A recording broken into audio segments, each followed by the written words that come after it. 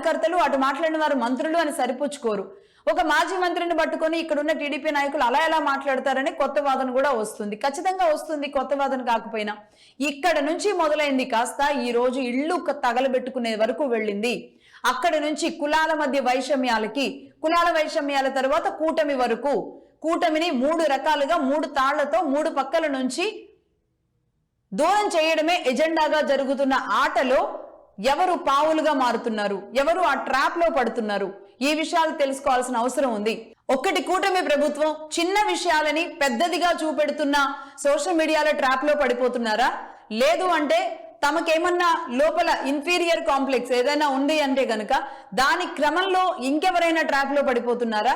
లేదంటే ఇంకెవరైనా కావాలని, ఇదే కూటమిలో ఉన్న ఇంకెవరైనా సరే వాళ్ళు కావాలనే ఇక్కడ ఉండి వీళ్ళని చెడగొట్టడానికి ఇంకెవరైనా రెచ్చగొడుతున్నారా? ఈ విషయాలను తెలుసుకోకపోతే గనక కూటమి ప్రభుత్వానికి ఖచ్చితంగా పెను ప్రమాదంలో పడే అవకాశాలు మున్ముందు అయితే ఉంటాయి. ఇది ఇక్కడితో ఆగేలాంటి అవకాశాలు ఉండవు. ఎందుకంటే ఇప్పటికే దీన్ని నేను ముందు నుంచి చెబుతూనే ఉన్నాను, మళ్ళీ చెబుతున్నాను. ముద్రగడ పద్మనాభం గారు లేఖ రాశారు, చాలా శాంతియుతంగానే చాలా బాగానే రాశారు. గతంలో ఆయన విధానానికి కాస్త భిన్నంగా కాస్తో కూస్తో మంచిగా దీనిని కొంచెం శ్రీరామ రక్షగా పరిరక్షించండి అంటూ కూడా ఆయన ఒక లేఖ రాశారు, బాగానే ఉంది. మరి దీనికి మళ్ళీ టీడీపీ నాయకులు ఆయనకు కూడా ఒక కౌంటర్ రాశారు. ముద్రగడ పద్మనాభం గారి లేఖల గురించి తెలియందేం కాదు, బట్ దీనిని అనుకూలంగా మలుచుకోవడానికో, లేదంటే దీనిని ఇంకో అవసరంగా మలుచుకోవడానికో, లేదంటే రాష్ట్రం కోసమో ఏదో రాశారు. దానికి మళ్ళీ టీడీపీ నాయకులు రాశారు. ఇది కాస్త మళ్ళీ ఎక్కడికి వెళుతుంది?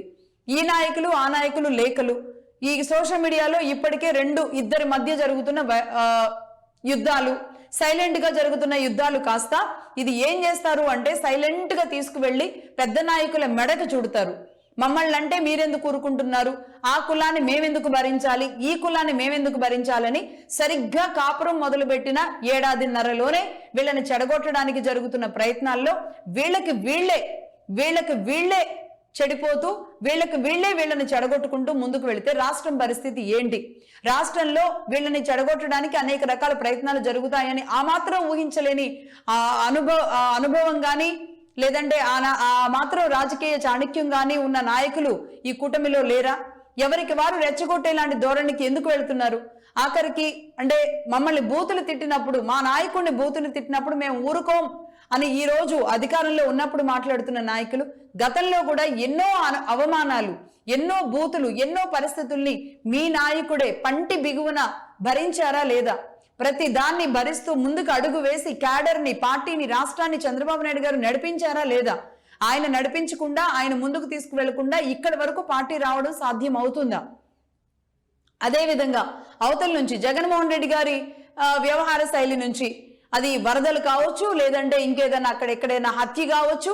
అదేవిధంగా ఇంకొకటి కాపు నాయకుడిని, ఆ మధ్య ప్రకాశం జిల్లాలో కాపు నాయకుడిని ఒక కమ్మ నాయకుడు ఎవరైతే ఉన్నారో, అది నాయకులు కూడా కాదు, వాళ్ళు వ్యక్తులు మాత్రమే అనుకుంటా, వాళ్ళు ఒక దాడి జరగంగానే వెంటనే వీళ్ళ మధ్య ఏదో జరిగిపోతున్నట్టుగా వెంటనే వచ్చి వారికి తాయిలాలు ప్రకటించేయడం, అంటే ఈ భయానిక మధ్య ఈ ఇన్ఫీరియారిటీ కాంప్లెక్స్ తో వీళ్ళు బంధాన్ని కొనసాగించాలంటే అది ఎంతవరకు శ్రేయస్కరం?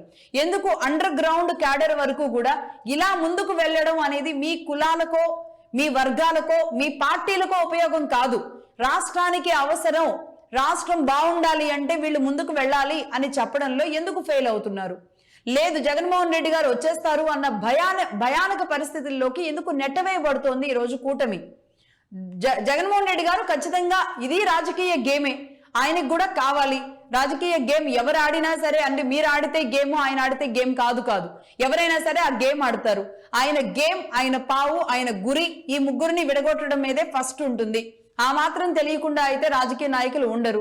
మరి ఆ కొట్టే గురికి వీళ్లే అవకాశం ఇస్తూ వీళ్లే తీసుకెళ్లి ఆ రాయిని జగన్మోహన్ రెడ్డి గారి చేతుల్లో పెడుతుంటే ఏమనుకోవాలి? కూటమి ఇంత అటు ఒకవైపు పవన్ కళ్యాణ్ గారు, ఇంకొక వైపు బీజేపీ పూర్తిగా మోడీ గారే వచ్చి మేము అంతా పూర్తి స్థాయిలో మేము ఉన్నామని అనేక రూపాల్లో అనేక రకాలుగా చెప్పినప్పుడు మరి కూటమి రెచ్చిపోవడం మాత్రం సరైన విధానం అయితే కాదనిపిస్తోంది. అలా అని తిట్లను భరించమని, బూతులు తిడుతుంటే అలాగే ఉండమని కాదు. ఇన్ని బూతులు గతంలో భరించిన వాళ్ళు ఇప్పుడెందుకు భరించలేకపోతున్నారు? కంటికి కన్ను పంటికి పన్ను సమాధానం కాదు. దీనికి చట్టాలు ఉన్నాయి, లీగల్ గా తేల్చుకోవాల్సింది ఉంది, ప్రజాక్షేత్రం ఉంది, ప్రజలు చూస్తున్నారు. వీళ్ళు ఈ రోజు ఆ రోజు బూతులు మాట్లాడారనే ఇష్టం వచ్చినట్లుగా ఆంధ్రప్రదేశ్ పరువుని నిట్ట నిలువున వీళ్ళ తెలుగు భాషతో వీళ్ళ తెలుగు భాషతో బూతుల భాషతో తెలుగు మొత్తానికి కూడా తెగులు పట్టిస్తున్నారు అన్న ఒక కోపంతో కులాలకు అతీతంగా మతాలకు అతీతంగా అందరూ కూడా ఈరోజు అందరూ కూడా ఒకవైపు తిరిగిన నేపథ్యంలోనే కేవలం ఒక 11 సీట్లు మాత్రమే వైసీపీకి రావడం అంటే ఇంతకంటే పెద్ద దెబ్బ ఎవరికి తగులుతుంది? అంటే ఒక రకంగా చచ్చిన పాముని మళ్ళీ చంపేలాంటి ప్రయత్నాలు కాదు ఇవి. చచ్చిన పాముని బతికించడానికి చేస్తున్న ప్రయత్నాలు కూటమి ప్రభుత్వం చేస్తుంది అనేది చాలా ఓపెన్ గా చూసే ప్రతి ఒక్కరికి కూడా అర్థమవుతున్న అంశం. ఈ నేపథ్యంలో కూటమి చక్కదిద్దాల్సిన అంశాల విషయంలో మగధ కొన్ని సూచనలు అయితే మాకు అనుగుణంగా మేము చెప్పే ప్రయత్నాలు అయితే రాష్ట్రంలో పరిస్థితులు చక్కబడాలి అంటే మేము చెప్పే కొన్ని సూచనలు ఏంటంటే, ఒకటి, అసలు కల్తీ నెయ్యి విషయంలో ఒక క్లారిటీతో రాగలగడం. వచ్చిన దైవం ఉన్నాడు, దైవం చూసుకుంటారు కాబట్టి నిజానిజాలు ఏంటి వాస్తవాలు ఏంటి అనే విషయాన్ని చెప్పగలగడం. లేదా ఇంకా దీనిని ఇక్కడికి అందరూ వదిలేయండి, ఇంకా అందరం కూడా ఇంకా దేవుడికే వదిలేసి ముందుకు వెళదాం, పొరపాటే జరిగింది కానీ ఇంకొకరెవరో ఆ పొరపాటుని దాయాలనుకున్నారు, కానీ ఈ నింద ఈ రోజు మీ మీద పడుతుంటే కూడా భరించాలి. ఇంకా భరించడం అనేది కూటమికి కాదు, టీడీపీకి కూడా కొత్త ఏం కాదు భరించడం అనేది. కాబట్టి నెయ్యి విషయంలో జరిగిన పొరపాటుని భరించగలిగి దీనిని సంయమనంగా దీనిని క్లోజ్ చేసి ఉండగలిగితే గనక పరిస్థితి ఇక్కడ దాకా వచ్చి ఉండేది కాదు. రిపోర్ట్స్ లో ఏం జరిగింది, సిబిఐలో ఏం జరిగింది, ఆ తర్వాత ఇక్కడ దాకా వచ్చిన రిపోర్ట్ లో మార్పులు ఏం జరిగాయి, ప్రతి ఒక్కరి మీద కూడా ఆ డౌట్స్ వస్తున్నాయి. ఇన్నాళ్ల పాటు మీరే తప్పు చేశారు అన్నప్పుడు వాళ్ళ పేర్లు లేనప్పుడు వాళ్ళు ఖచ్చితంగా రెచ్చిపోయేలాంటి పరిస్థితికి కారణం అవుతుంది. ఈ రోజు రెచ్చిపోయి అలా దాన్ని సంయమనంగా ఉంచకుండా ఈ ఫ్లెక్సీలు ఈ గొడవలు వీటన్నింటికి మొత్తం అయితే రాష్ట్రం వెనక్కి వచ్చేలాంటి పరిస్థితికి కారణమవుతుంది. ఈరోజు ఇప్పటికే అటు దావోసులు కానీ అమెరికా పర్యటనలు కానీ పక్కనున్న తెలంగాణ రాష్ట్రంతో ఉన్న సత్సంబంధాల నేపథ్యంలో రెండు రాష్ట్రాలు చాలా ముందుకు ప్రశాంతంగా వెళుతున్నాయి అని అనుకుంటున్న పరిస్థితుల్లో అనేక కంపెనీల గురించి మనం మాట్లాడుకుంటున్నాం. అది డిఫెన్సా, రాకెట్ కంపెనీసా, ఐటీ కంపెనీసా, అమరావతిలో కొత్తగా వచ్చిన బ్యాంకింగ్ సెక్టారా, అలాగే అనేక ప్రాజెక్ట్స్, మొన్న కేంద్ర బడ్జెట్ లో కూడా 2-3 సార్లు వినబడిన ఆంధ్రప్రదేశ్ పేరు, వీటన్నింటి నేపథ్యంలో ఒక శుభ సూచికంగా రాష్ట్రాన్ని ఎలాగోలా ఒక నిర్మాణం చేసుకోగలిగితే భవిష్యత్తు తరాలకి మనం ఒక రాజధాని నిర్మించిన వాళ్ళం అవుతాం. ఆంధ్రప్రదేశ్ ని మళ్ళీ మనం పునర్నిర్మాణం చేసుకోవాలి. కొన్ని రాజకీయాలలో 5 ఏళ్లలో అవునన్నా కాదన్నా ఇవే తరహా గొడవల వల్లే వెనక్కి వెళ్ళిపోయిన మాట వాస్తవమా కాదా? ఆనాడు ఇక్కడ కంపెనీలు వచ్చేలాంటి ధైర్యం కూడా చేయట్లేదు అని మీరే చెప్పిన మాట వాస్తవమే కాదా? మరి మీరు కూడా అదే ధోరణిలో వెళితే మరి అవే కంపెనీలు రావడానికి ఎలా ముందుకు వస్తాయి? ఇప్పుడు ఒక సోషల్ మీడియాలో ఒక ట్రోల్ కూడా జరుగుతోంది. ఈ ట్రోల్లో వీరంతా ఒకటే చెప్తున్నారు. ఈ ట్రోల్ చౌదరి అని మురళీ చౌదరి ఎవరో పేరుతో కావాలని బిల్ గేట్స్ కి ఏదో ఒక లెటర్ రాసినట్టుగా ఇక్కడ ఒక రెడ్ బుక్ రాజ్యాంగం నడుస్తుంది, మీరు ఇక్కడికి రాకండి అని ఏదో లెటర్ రాసినట్టుగా నడుస్తుంది. అది వాస్తవమో కాదో, ఆయన రాశాడో లేదో, ఆయన చౌదరో కాదో ఎవరికి తెలియదు. కానీ ఇలాంటివి కేవలం సోషల్ మీడియాని ఆంధ్రప్రదేశ్ నాశనం చేస్తుంది ఏదన్నా ఉందా అంటే అది నిర్మోహమాటంగా చెప్పొచ్చు. అది కేవలం సోషల్ మీడియానే.